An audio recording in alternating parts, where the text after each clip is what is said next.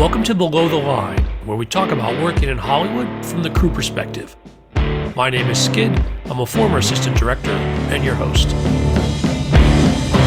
Quiet on the set. Today we're talking about Dune Prophecy, the prestige television series which serves as a prequel to Denis Villeneuve's Dune films and is currently airing its first season on HBO Max. My guests are two of the film editors who worked on the project. First, Sarah Reeves, welcome to Below the Line. Hi, Skid. Thanks for having me. Glad to have you here. Also with us today is Mark Martzell. Great to have you, Mark. Great to be here, Skid. I have been looking forward to this. A warning for listeners, Dune Prophecy has aired 5 of its 6 scheduled episodes, and episode 6 is airing tonight. Today's conversation is going to concern some major plot spoilers for those first 5 episodes. So if you're not caught up, I recommend you put us on pause and come back when you're ready. We are not planning to spoil episode 6 because I have not seen it yet. All right. So as we established, both of you were film editors on this series. Sarah, you led on episode 1. Mark, you were the main editor for episode 3. And then you guys were co-editors on episode 5. When multiple people work in the same space, I think it's fascinating to pull back the covers and explore the collaboration. Tell me how it worked on Dune Prophecy. All right, was that my fault, or do we need to queue up who's gonna? I'm the new kid on board. Yes. When I wanted to push for an interview and got my interview on the show, I was in the running to be one of the primary editors, and they were like, hey, they're still making some decisions and we'll let you know, but you're still in the running. And then there was like, the showrunner is going to go with the team who did Westworld 4 with the showrunner. So I was like, oh, that makes sense, because a lot of times you're building relationships with your producers you've worked and directors you've worked with before. So I was like, okay, oh, well, I tried. I was close. And they circled back when they saw the schedule and they were like, look, these are big episodes and we don't want one editor to have to do a block of 2 episodes at the same time. That would potentially be an overload. So they circled back and they were like, hey, would you be interested in doing 1 episode? And I said, yes. You have no idea. The one and done is one of my favorite offers, and I rarely get a chance because I'm busy a lot of the time. Because one and done is great. One and done is, did you work on it? Yes. Sure, I did. Yes, and I really wanted to be part of the project. So I was really excited for the one and done, but due to the heaviness and the quantity of work, these were huge episodes. That's when Sarah was so involved with the first episode that it was like, hey, can you help out with episode 5? And that's how I got to my 1.5 episodes, or whatever you want to call it, 2 episodes with the shared credit. So that was great for me. Sarah, going back, you did the first episode. So tell me more about how you got involved. Yeah, so I had an opportunity to work on Westworld season 4, which was an amazing experience. Such a great show to work on, especially editorially. It was like one of the first shows in which they just think of the entire season as a whole and move storylines around, just push the limits, try a bunch of stuff. And that's where I met Allison Shacker and Jordan Goldberg, who we both worked with on Dune. And in addition to myself working on Westworld season 4, and I did the first episode, me and Allison really crafted that together a lot and sort of built a rapport and a dynamic and became good friends and good collaborators. I also, Anna Hauger, I think she actually worked on all 4 seasons of Westworld, and Amelia Alwarden. The 3 of us had all worked on Westworld. And so we all got brought on to Dune to work with Allison. And then, like Mark said, he was the new kid on the block. Although Mark and I have known each other socially for years. So I was incredibly delighted to work with him in person, finally. And it was, yeah, it was a big show. Big show. So initially, I was supposed to do episode 1 and episode 5. Anna Hauger was going to do episode 2 and episode 6. And then Mark was doing episode 3 and Amelia was doing episode 4. But due to, how epic the show was, and as you know, anytime you're on a pilot, you're on that pilot for a long time. So Amelia and Anna had done a lot of co-editing together in the Westworld camp. And so they were co-editing episode 6. And then they asked me if I would like to co-edit episode 5 with Mark. And I said, yes, please. Yes, please. Let's absolutely. I would like Mark to help out on episode 5, please. Because when I say our episodes were big, I mean the editor's cut of episode one. And I mean, obviously, this is like, every single thing in there. It's like over 2 hours and 30 minutes. And I think Oh, episode five was over an hour and 45. Yep. Everything was, I don't know how long your editor's cut of episode three was, Mark, but these were 90 huge. minutes for the editor's cut, and it what got down to 84 or 5 for the director's cut. So it was big. Yeah. now you've both worked on these big shows before, and of course, Warner Brothers has produced quite a few of them. I'm thinking of Westworld, which you mentioned, or Game of Thrones as well. Is it typical to have this many editors and this much story, or was there something especially complex about Dune Prophecy? I think sometimes it's conceivable. We were shooting, and this is the interesting part about this show, a lot of people have been out of work now for years due to the strikes and the overall slowdown. And this goes back to 2021 when I was like, God, I'd really like to get an interview on Dune. I didn't know at that time. We were fortunate enough to be able to shoot the show because the scripts were completed before the writer's strike.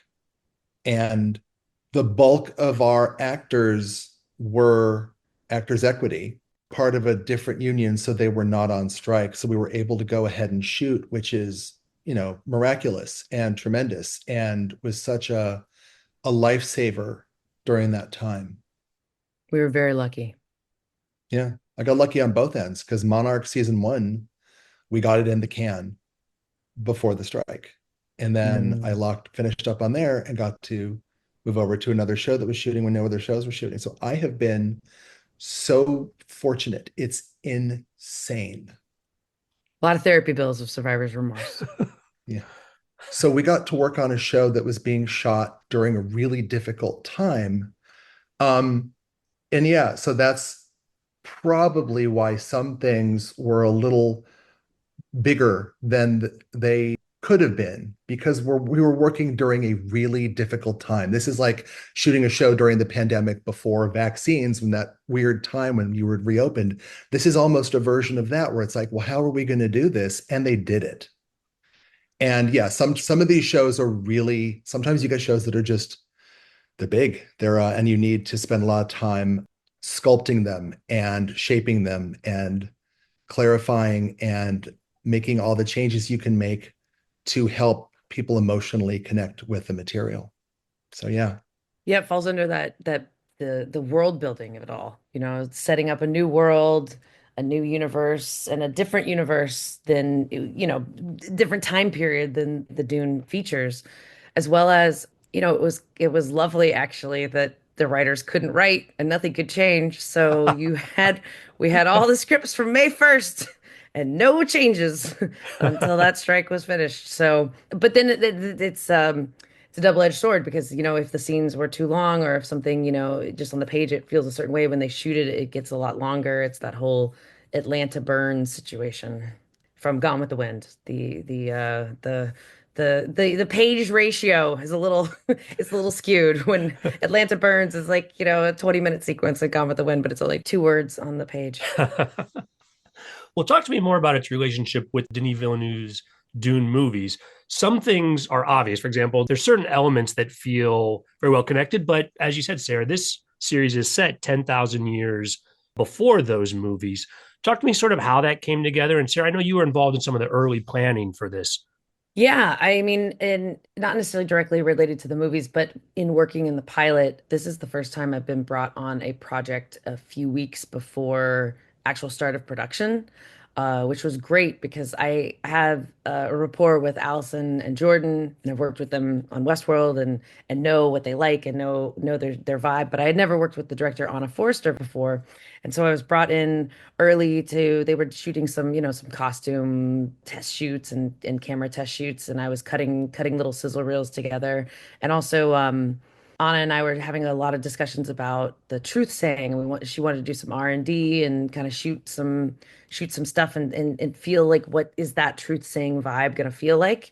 And it was great because I got to do some editing with her and sort of figure out like how she likes to work and kind of get that out of the way. So then once production started, I already had a good communication with her and could reach out to her whenever. And it kind of it's just really nice. I wish I wish we had that opportunity on every show to work with our directors a little bit beforehand. Sometimes you've worked with them on other projects, that's always the best. But it was really ideal. And it was also interesting too because I could really learn a lot about the actors in those costume reels. Like just seeing the way they kind of held their own as the cameras, shooting around them. I was like, oh, I'm getting a little insight into Emily Watson here and getting a little insight into Olivia Williams and Travis and everybody. Like just even like in MOS footage. And then part of the R&D of truth saying and the voice, the kind of the stuff that me and Anna were working on during these sizzle reels was sort of how do we make this sound and feel like it's the prototype? Like by the time you're in the Dune movies, it's 10,000 years in the future, although very little changes in the Dune universe because of the lack of technology. It's supposed to feel like it's nothing has really changed. But this is like the first time these characters are using the voice. By the time they're using them in the Denis movies, they're like get very sophisticated and like really have their stuff worked out. Versus this is the prototype. Like, what's the early versions sound like? What does the early versions feel like? And so just trying to make it feel like it ties together, but not exactly the same.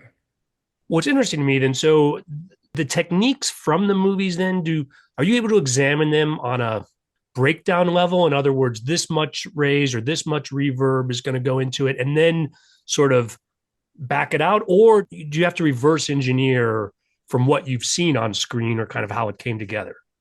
For me personally, for me and my assistant, because obviously my assistant editor, Brian Santasteven, who's amazing, he does incredible sound work, and so a lot of that I rely on him and want him to use his expertise in it. I think he really did a lot of just like watching and studying the films and sort of reverse analyzing it for what we did in our Avid as temp. But for the finals, we have an amazing sound designer, Anne Shabelli, and I think she'd be a good person to talk to, Skid, about how what she decided to do of how to break that down to have it feel like it is the early stages of these powers, but not quite where they're at the supreme level in the features.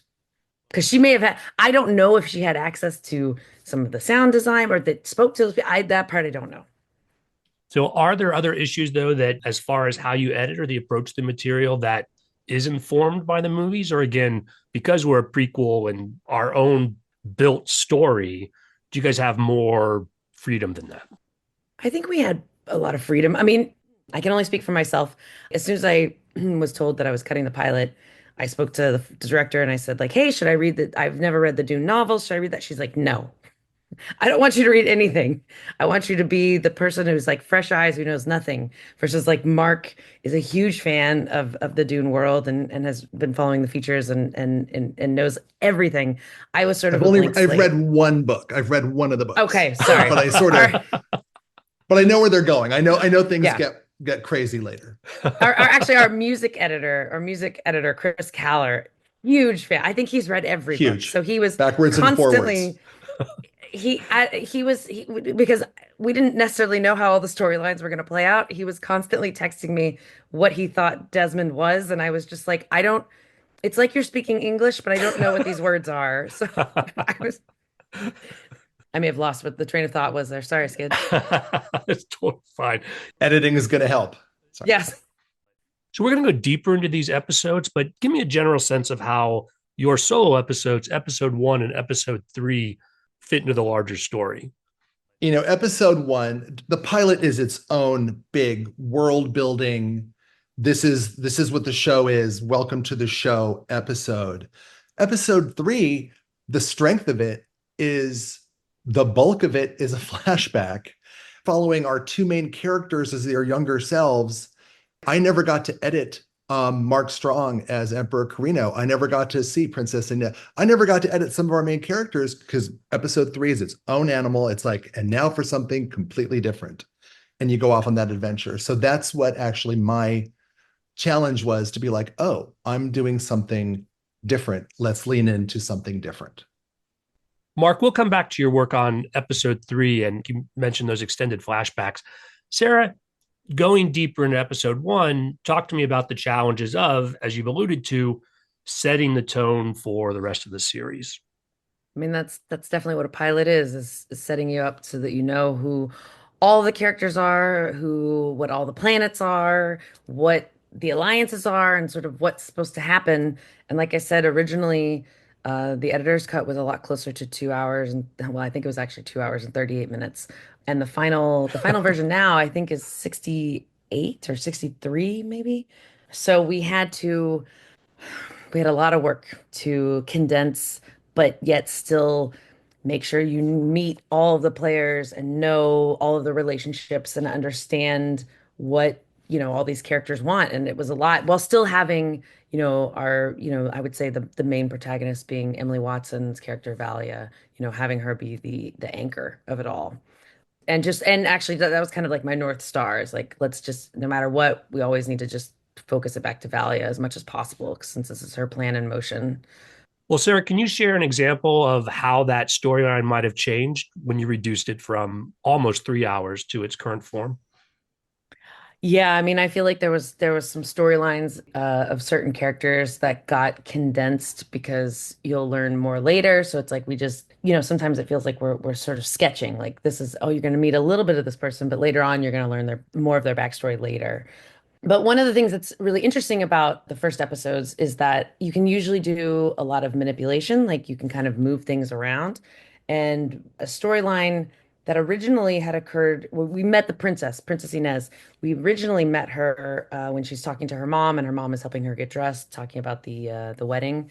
And I was cutting the scene. I'd gotten the dailies for the scene where Princess Inez is sparring with Kieran, the sword master, and it was so electric. Like it's action, it's dynamic. It's like, oh, this is a princess who's trying to fight and learn how to fight. This is really cool. Also, she's attracted to this guy, and just the energy was great. And as soon as I cut it together, I was like, oh my God, I feel like this is the scene where we have to meet Princess Inez. Like, not that I don't like seeing mothers and daughters bicker. Lord knows I've bickered with my mother a lot growing up, so it's very relatable. However, her character is marrying like an 11-year-old or 12-year 9-year-old. He's 9. Pruitt is 9 years old. That's like an interesting dynamic that obviously I also wanted to just clarify, like she's 100% into the sword master. So I was like, what a great way. Like I just felt that strongly, and I told both the showrunners, and I mentioned it to Anna, the director. I said I would really like to have this be the scene in which we meet her. And luckily, as it evolves and you try a bunch of things, eventually everyone else felt the same way. That should be how we meet Princess Inez and Kieran. Well, Sarah, another scene in that first episode that really caught my attention is Sister Kasha when she's still advising the Emperor on the throne world or whatever they called it.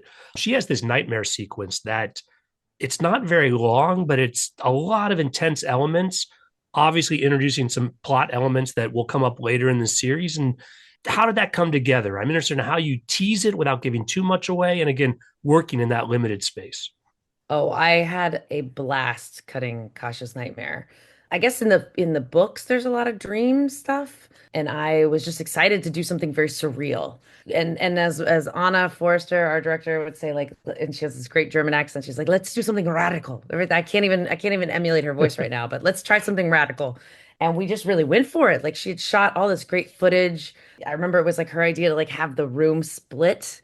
And it was like so freeing to just be like, oh yeah, let's totally have the room fall apart. That's amazing. And just being able to play around with time and yes, hitting key moments that are going to play later, like the rotting pomegranate, like setting that up. And then once you see the pomegranate later at the ceremony, you're like, oh, it connects together. But it's really fun to cut that kind of stuff because you no longer like a lot of the cutting style that I try to implement. I think that's sort of like the HBO brand is like very much elegant editing. But in a sequence like this, you can really, you can jump cut, you can do a bunch of things, you can try, the sky's the limit. You're flipping people upside down, you're reversing footage, you're jumping in and out. It's all over the place, and like the sky's the limit, and that is always so freeing and exciting to do.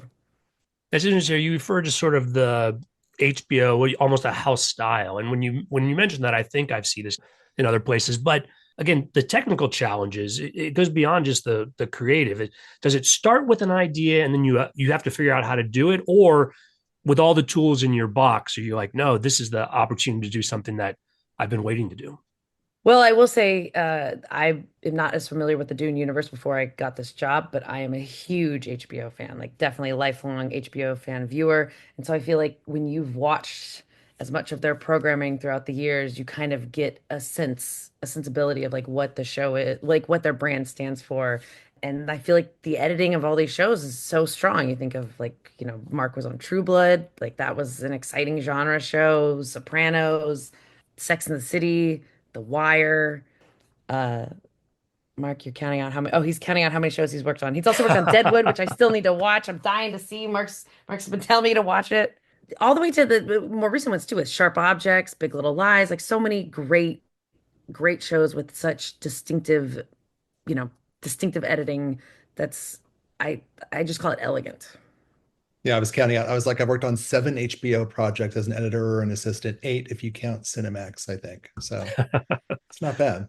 Well, Mark, before we turn our attention to your work on this show, is there anything from that first episode that you were especially impressed with Sarah's work and you wanted to dive deeper on?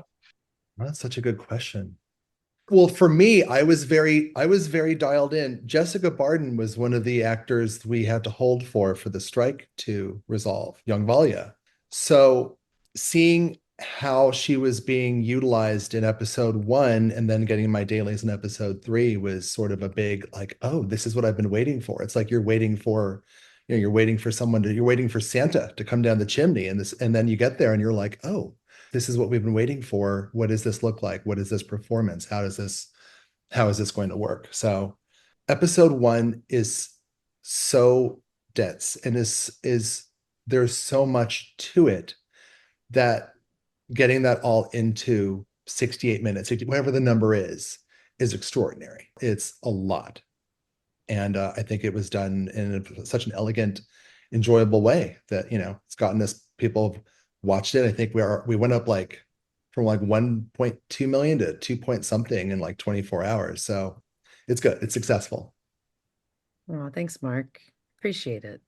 And also because of the one thing that we've established or that was established on Westworld is that it's very collaborative in editorial.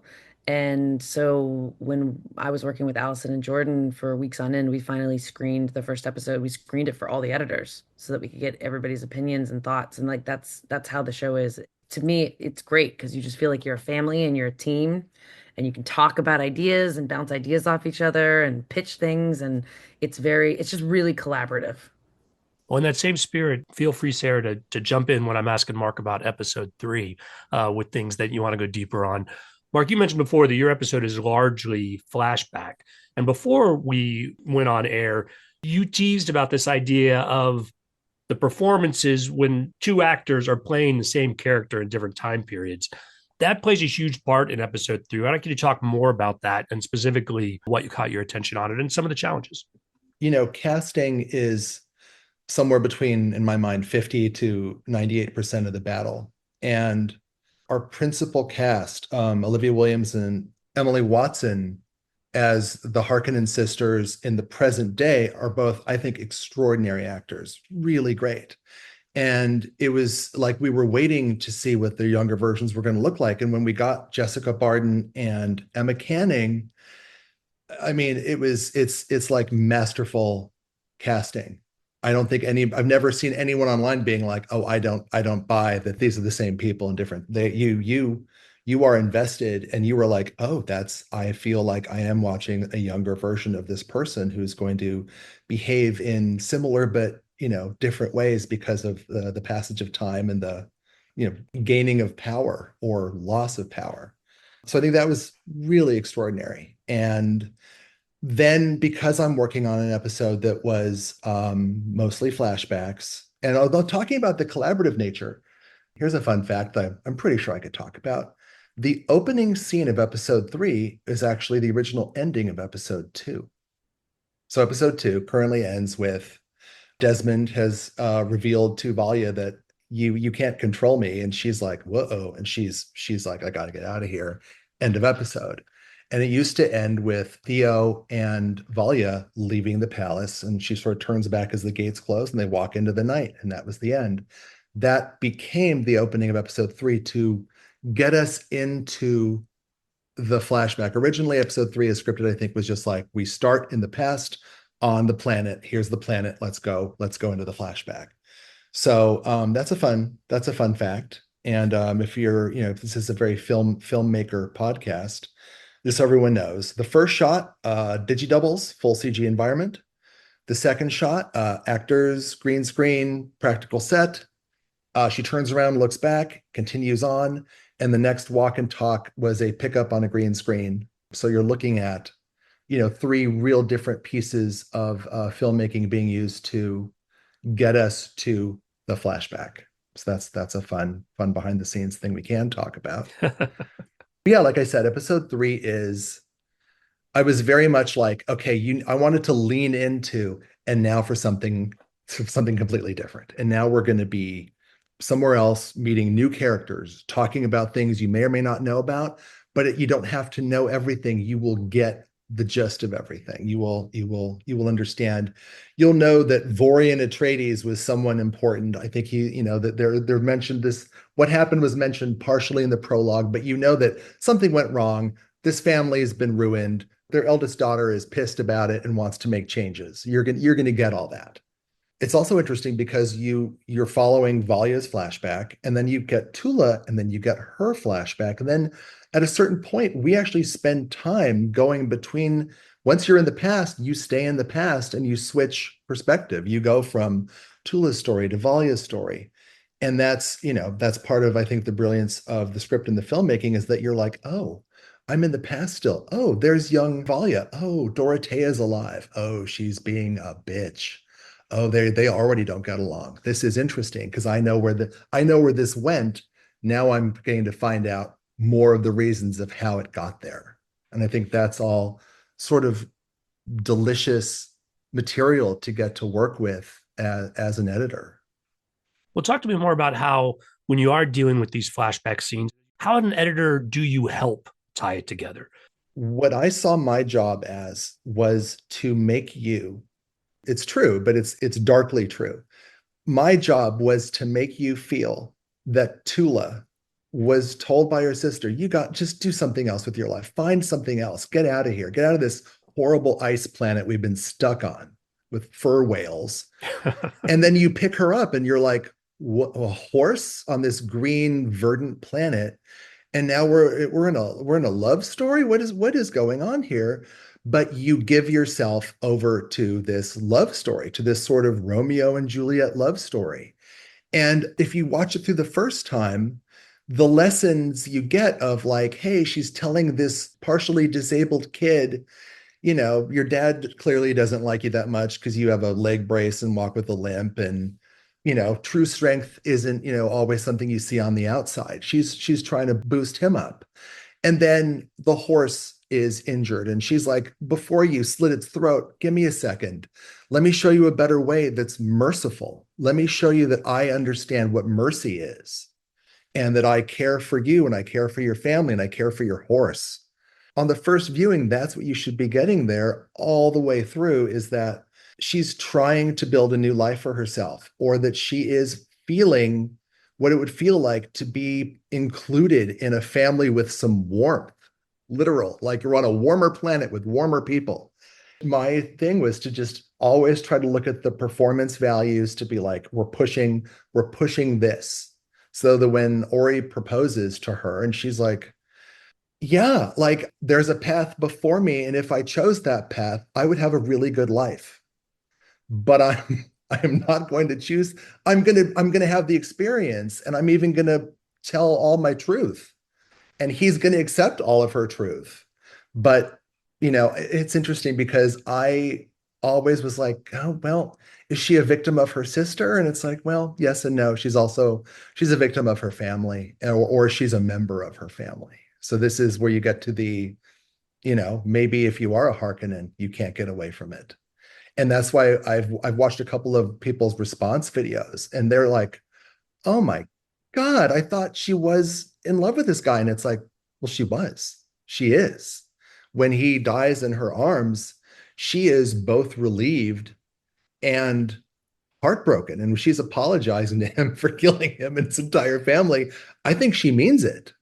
Building towards all of that is something that I was just always conscious of and always like, let's see her emotions develop. If you go back to watch that moment, you see her be like, I'm so sorry and I mean this. And then he's dead and she's like, I feel relief now because at least I did what I was supposed to do, what I was wanted to do, what we were supposed to do, but I've had this loss at the same time. So, I see Tula as this really interesting, complex character. Because Valia is, you know, she's big and she's scary and she's dangerous. She's been telling people to pick up their knife and slit their throats, multiple times throughout the season. And Tula, you may have until this point seen her as like, well, she's the lesser sister, she's maybe the moral center. And now you're getting way deeper into the gray. And so you're always looking for little moments of performance that will help push that. Mark, would you say that Valia is dangerous or that she's just very driven? It's a good question. I think by the end of the first season, that would be a good question that you may or may not have an answer for. The thing I love about this show that I don't know if everyone acknowledges or knows or realizes it, but the fact that we have a huge IP show starring female protagonists in their middle ages with like Oh my shades of God. gray. It's the best. It's the best. They're not there to just be somebody's mom or like they're there. They literally have, they're doing all these machinations behind the scenes, scheming. It's great. I just love it. I love it. And I love having characters like This show Valia. Yeah. passes the Bechdel test. This is women who aren't just talking about, does he like me? Will I get married? It's not Yeah. that. This is female power. Can I control him? Is the question. Main Yeah. question. Can he be on the throne and we can control him as our puppet? It's great. Reading episode 3 was amazing. I was like, oh, Mark's got such a good episode here. But the one thing too, as editors, you live in the world for so long. Like you were just in, what you see on your screen, you will be staring at for a year potentially. So I was just so jealous that Mark had all these outdoor scenes, all these beautiful trees, snow. It's just, I was so jealous. And the reveal of Tula. I mean, it's so great. You think Tula's this meek character, and really she's just as cold-hearted or even more cold-hearted. Well, I want to go deeper into that reveal of Tula because, Mark, we did cross a line there that if listeners did not take me serious at the beginning, we were talking about spoilers. Well, now they're going, wait, what? Because, yes, Tula, as she's celebrating her engagement with lovemaking with her new fiance, she has just murdered all of his family, who we're seeing have the celebration around the fire. And so when you're editing these scenes, obviously you know what's coming up.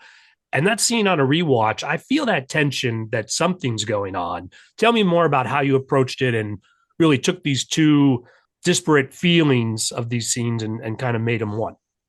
I cut the original version of that sequence and then it became shorter than what it was. We made some adjustments and my assistant Timothy Cooper helped edit parts of the intercut to be like, is this what we want? Is this what we want? And then Allison had her own ideas about what it should be and it eventually became the version you see is closer to our showrunners notes and thoughts on it. But it's very similar to its first incarnation. We had the music you hear was actually pre-composed by our composer, Volker Bertelmann. So you hear sort of it's supposed to be some sort of, Dune instrument. It's not a balisette. It's some other, Dune kazoo, clarinet. I don't know what it is, but it's very interesting sounding. So the music you heard was literally the music we were using, and the musical intercut and the shifting between here's score and here's what the musicians outside and the crowd sound like was something that was developed really early by myself and Tim Cooper and the composer. It was always these dissolves to these moments of a really beautiful film too, and a very sort of I think elegant, sensual, warm, firelit love scene, and contrasted against this, crazed, let's go to this party and take our clothes off and get drunk and cover ourselves in stinky goop so we can like hunt in the morning for these bulls. It's such an interesting juxtaposition. Like I said, I was always looking at this as Tula is. Yes, she's doing what she's doing, but the feelings she's feeling are real and she means them, except when she comes back in the first time and Ori is sitting there sad on the, bed in the cabin because his horse died and doesn't want to go party. She's like, don't you want to go join everybody? Don't you want to go prepare? Which is which is pretty much her being like, if you would just go party, I won't have to kill you later. You will just be dead. Death awaits. Just get on with it. That's the only moment where I was like, well, I'm sticking to this plan of she means all of this and she's feeling all these feelings, but it still is true that she is feeling all these feelings. And when she's talking about her role in the family and how her position's not great, she's being honest. So yeah, that was another one of the I brought that up to the showrunners to be like, well, upon second watch, you believe everything you're believing, except that it was like, don't you want to, you should go outside. That scene the next morning, that after she kills him and then goes out, you have to take these two emotions. You have to be both horrified by what she's done, but also recognize her sadness. I think clearly that's what you're trying to do something with the character that I would think would be very difficult. Absolutely. You are getting such a combination of emotions of a horrible reveal of a mass murder and also of the tragic end of what has been a Romeo and Juliet story that you are invested in, and what that means for her future going forward. Again, spoiler alert, but you've seen episode 5 at the very end, and she's looking at this bull and the bull's walking away, and she's seen the Atreides bull come and to the scent that was supposed to lure them, which is now sort of like a half genocide. And there's a voiceover there coming from Dorothea, who's still alive. Beware the seeds you sow and the crops you reap. If you've seen episode 5, which you have, Tula is currently has accepted some seeds and is growing some crops inside of her. So it's all very thoughtful and pointed and complicated.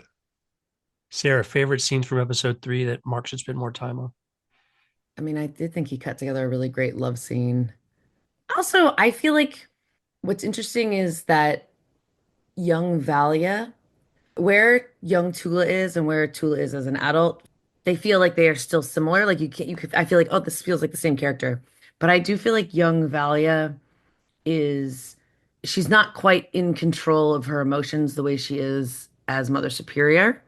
And so I think it's really interesting to see her a little bit more out of control. Just she's a Spitfire. She's young. She really wants to change the world, help her family. And so seeing her in episode 3 as like being so defiant, but also like how much she's nurtured by the Mother Superior at the time, Raquella, I think was really interesting. Yeah, she's strong-willed, she's petulant. There's a cut I put in purposefully when Griffin says to her, like, I heard your voice in my head and I swam, and I don't know how that happened. And I have her sort of looking, and maybe her eyes shift a little, like almost she's embarrassed that she used the voice on him, probably not knowing what it was, because we're assuming that was the first time, where it's like, God, there's something about me that's maybe a secret, and it's maybe a little bit shameful, but it's also powerful. And I don't know how I feel about that.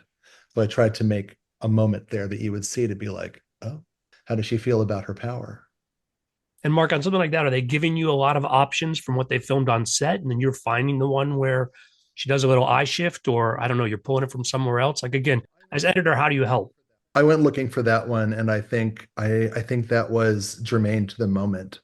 As an editor, there are amazing moments that you can cut to sometimes that are 100% from a different location, or you scrape the slates and literally it's an actor just being like, okay, I'm getting ready for them to call action. And that's the moment that's in the show where it's like, look at them, they're really lost in thought. And it's like, yes, they really are. But I think that was actually germane to her performance at that moment. I remember looking for that. I wanted to piggyback on what Mark just said right now because I did remember one of my favorite cuts that I did in episode one is a post lap. We always pre-lap all the time, having a dialogue start before you cut to the scene or like a door slam or something. But at the very end of episode one, that sort of kicks off what I call like the sort of death montage, so to speak, of the death march and the realization of who Desmond was swallowed by a worm and is murdering this child and is, or did he, whatever the question is. But we have the scene where Jen is talking to Lila in the room at night, and she's like, one way or another, our past always finds us. I put that line over Valia as she's walking towards the Mother Superior, what's it called, bas relief. So it's like the scene before is informing the thoughts of what Valley is probably thinking as she's walking and looking over there. And also to piggyback on what Mark said too right now, that's a scene in which it wasn't intended for her to walk away, but that was a piece of footage that they like reset and she walked away and it was great because it was like, yeah, let's just use that. So she's like comes to take a look at Mother Superior and then turns around. Let's talk about episode 5. The decision to have multiple editors on a single episode. Is this driven by the post production schedule, the complexity of the story, or some combination? And then, how did it work in this case? Originally, it was supposed to just be my episode, episode five. Again, because part of the reason our episodes were so dense is all the reasons we described before. They even brought in a fifth editor during dailies, Yoni Reese, used to be Anna Hauger's assistant on Westworld. Now he's an editor of Fallout. They brought him in to help cut as well too, because we were just slammed, just slammed. And so, because I was so busy with episode one, episode five was sitting there and needed love, needed attention, had been cut together, but really, broadly assembled, not quite nuanced as I would like it to be. And they asked me, would you like Mark to help? And I was like, yes, please. Like, for the love of God, yes, have Mark come in. I also love Mark. I've been dying to work with Mark. So I think initially, I don't know how it would have been had we co-edited it from the start. I don't know how would we have done it, but I loved the fact that I had done a first pass and then Mark, I was just like, have fun. And Mark was able to go in there and just try anything, do anything, whatever you want to do. It's open season. Go for it. I don't know always how these collaborative processes work together, but for Mark, I was just really appreciative for him to come in with like fresh eyes and try a bunch of stuff. Like initially like most things on the show, not everything is intercut. And like the first thing he did was he saw like the scene of Desmond's glow up and then saw the scene of Carino and everybody, Desmond announcing his new status and his new troops. The first thing Mark did was like, we got to intercut all this. We got to do all this. So take it away, Mark.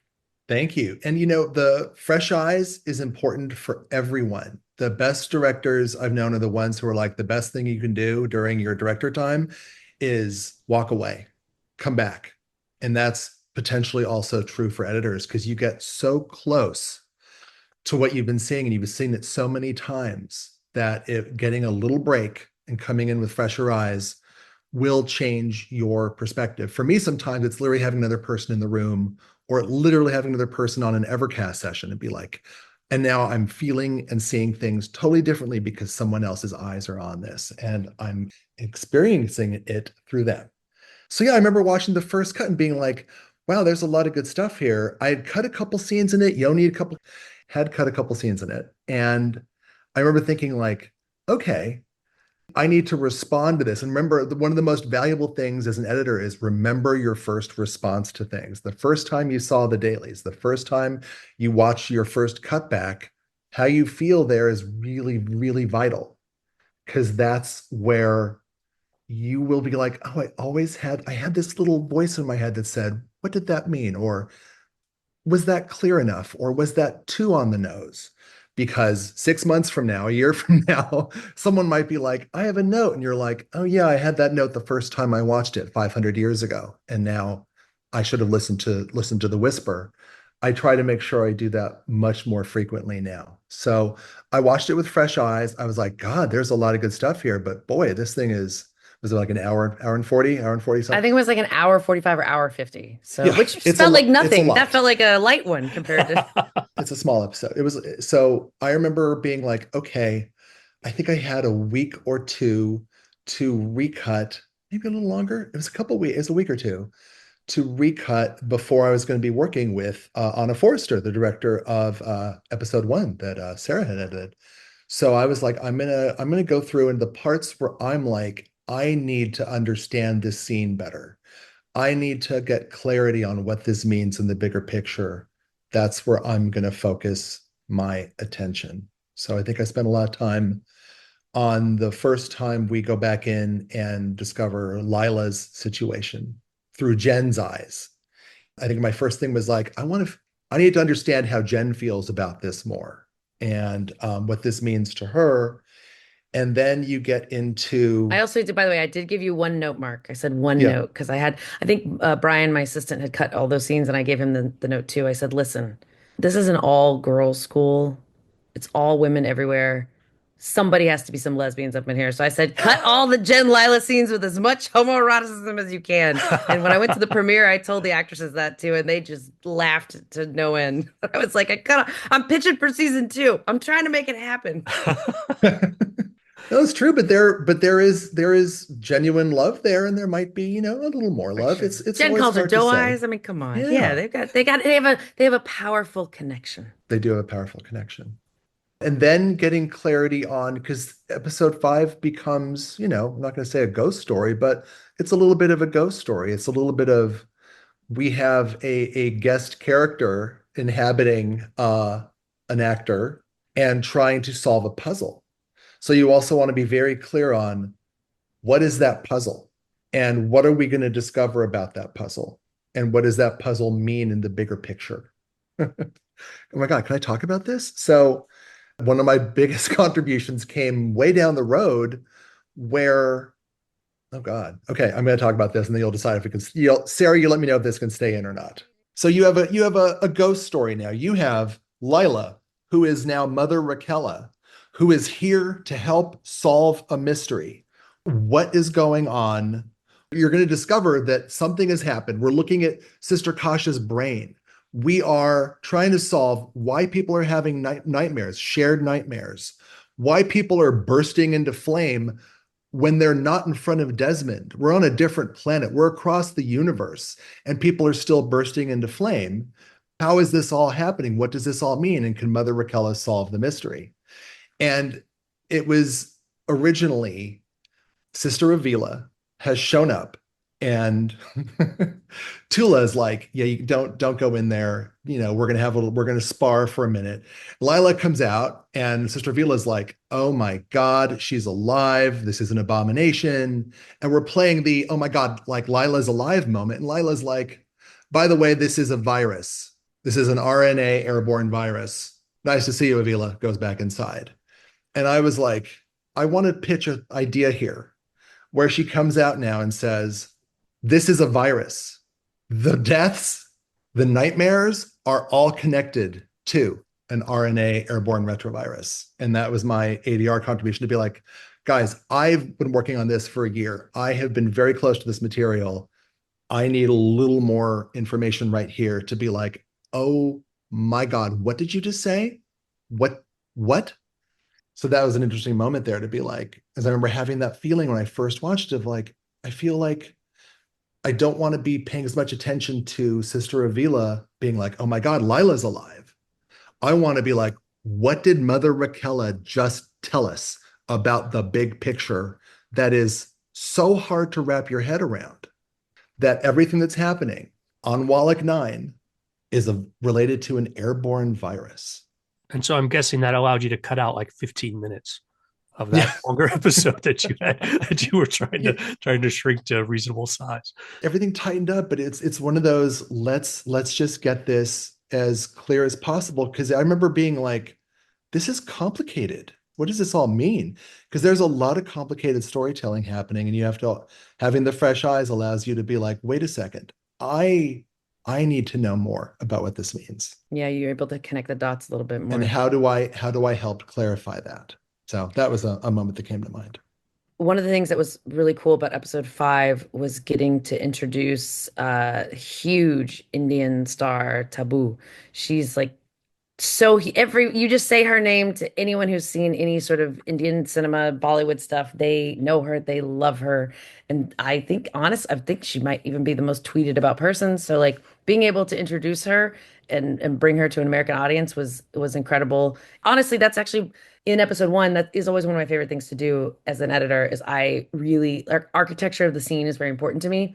And introducing characters like when we first meet Valia, I don't cut to her face right away. I delay her face as long as humanly possible on her back, on her hands, everything to like give her that entrance. And same thing with Taboo. Taboo had like this walk and like, who is this person coming? And everybody's, Korean. I love Mark Strong is so great and he's so smitten and it's great to see his face and who is this person? Who's going to come and to finally meet like the fourth member of our little quad of girls that set in motion this plan 30 years prior to finally get to meet her and have her be this huge star was really cool.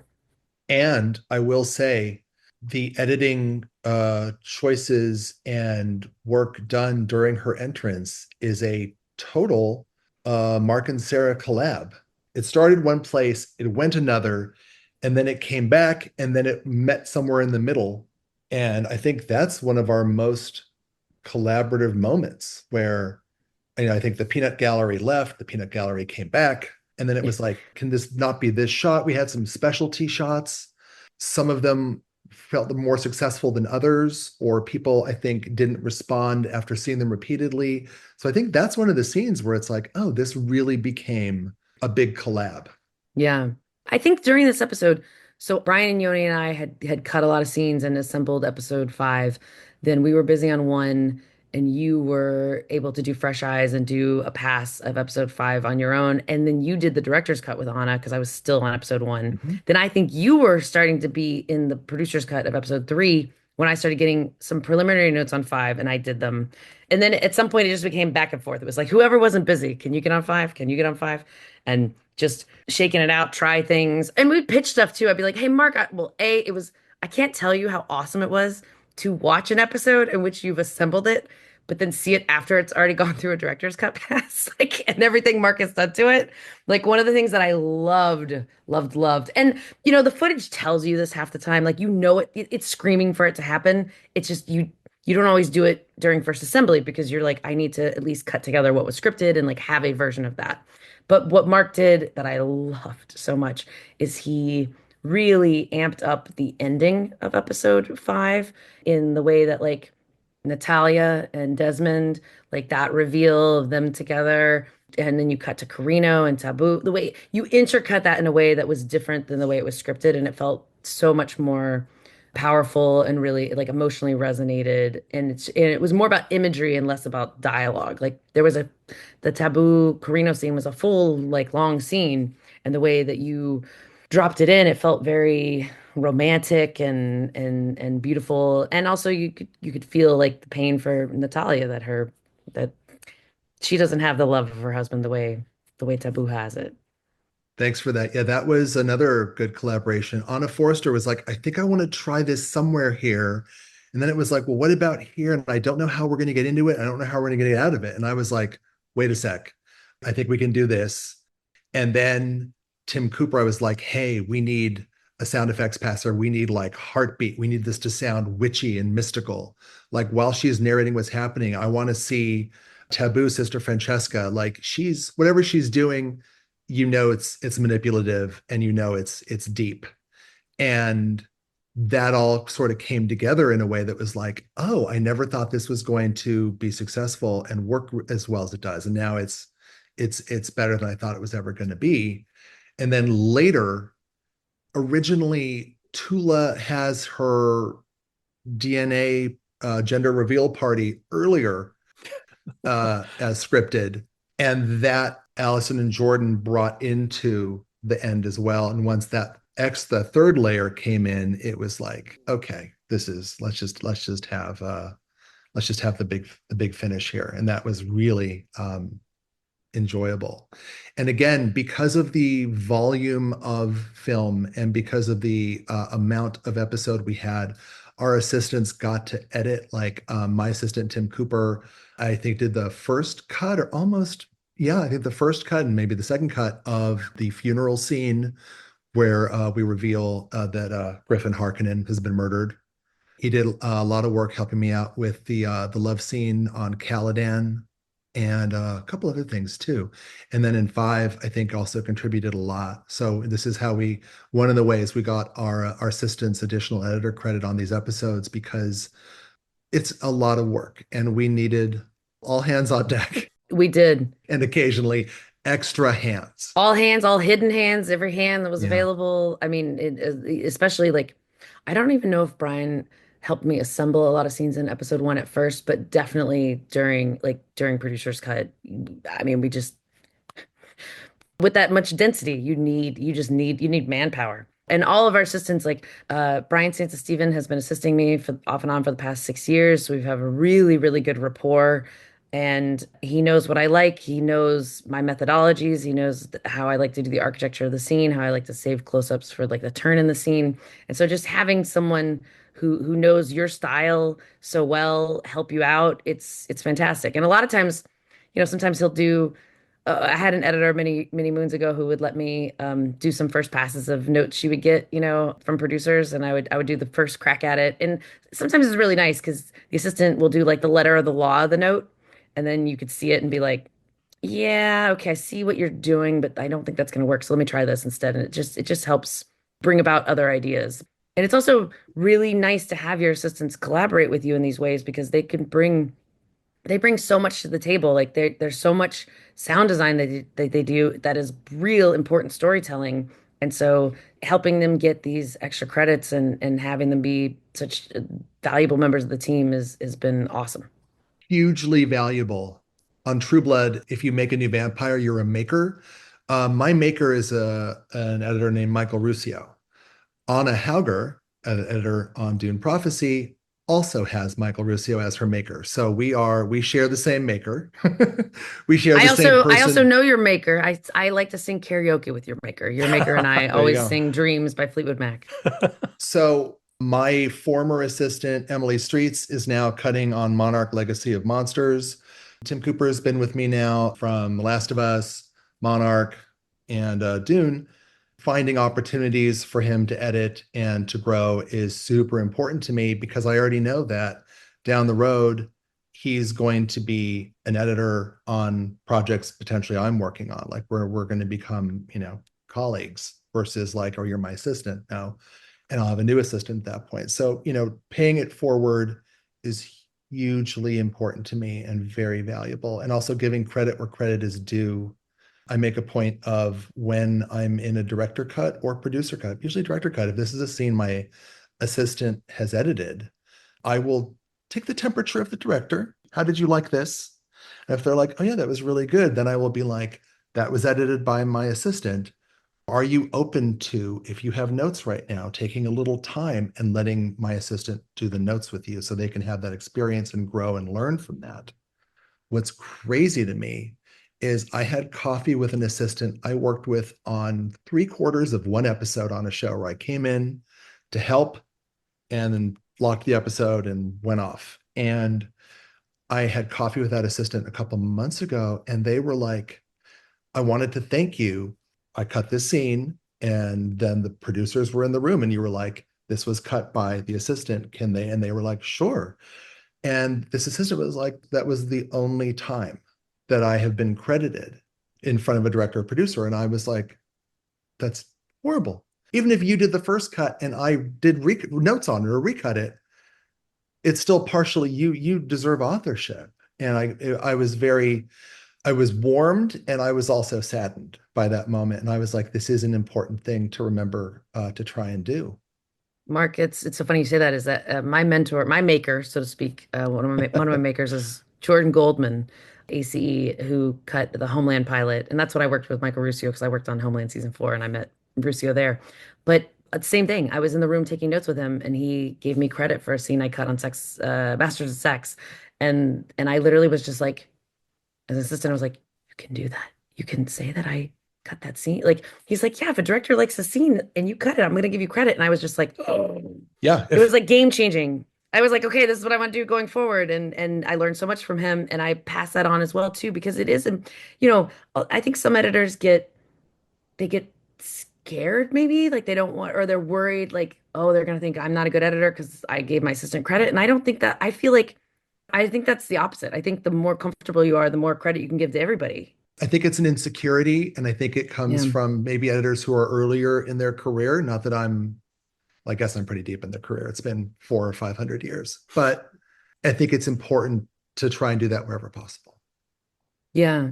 This industry is, as I think you can tell by the writer's strike, how important it was for the writers to get, that getting longer times and being able to go to set more and like learning, because you have that with mentorship is how you get, the next series of shows and movies to be just as great. You need that understanding and that knowledge and need to be able to pass that down. And so mentorship and the relationships we have with our assistant editors and is just, it's super important to, how the rest of the industry will go. What I'm hoping for as AI hopefully frees up some times for our assistants who used to be collaborators and apprentices who worked with the editor, and the editor and the assistant were really together working. The assistant now serves many masters, visual effects, music, sound, all these crazy turnovers. Hopefully technology will help simplify their role a little bit so they can get back to the apprenticeship part of learning from the editor, working with the editor, learning about how to craft a story, and do that during the daylight hours versus being like, yeah, stay till 2 a.m. and cut a scene and we'll see how this goes for you later. So that's what I'm hoping AI gives us. Whether or not it does remains to be seen. Collaboration is a big theme on this show. We love hearing those stories. And not just that all of you approach it with such open mind about working together, but again, the proof is in the pudding. This show worked from an editing perspective, and it's clear that your efforts are part of its success. Thank you. Yes, thank you. But we're not doing any spoilers for episode 6, but having watched these first 5, I have a hard time believing this story is going to wrap up tonight. What can you tell us about the future of this series? I can say that I also don't know how it's going to wrap up because I didn't actually watch episode 6. Sometimes I will wait. I will be like, I don't want to know. I read the script, but I did not see it. So I'm equally excited to watch it tonight and see what happens and how everything will resolve, or will it all resolve? I don't know. I think I know a little more than you do. I think I watched I think there was a 2-hour cut at some point. So I think I saw that. And yeah, I know nothing, and I can't say anything. And I don't know anything about the bigger future because I don't know anything. I know nothing. I can say, as just a person who likes watching television and HBO projects, I hope that there's more seasons. There's a lot of stories to tell between now and 10,000 years, Paul Atreides. So I hope there's more. Can we add one more shout out though to our post team with Brian Carroll and Vicky and Sarah Best and Ragu and Austin and I think more people now, but it was a really, it was a really strong post team to handle the amount of footage, as you said, Mark, as well as we have a really, really good VFX team too. Oh yeah. Like that VFX team has saved us in countless ways. As you know, they say, fix it in post. Now they say fix it in VFX.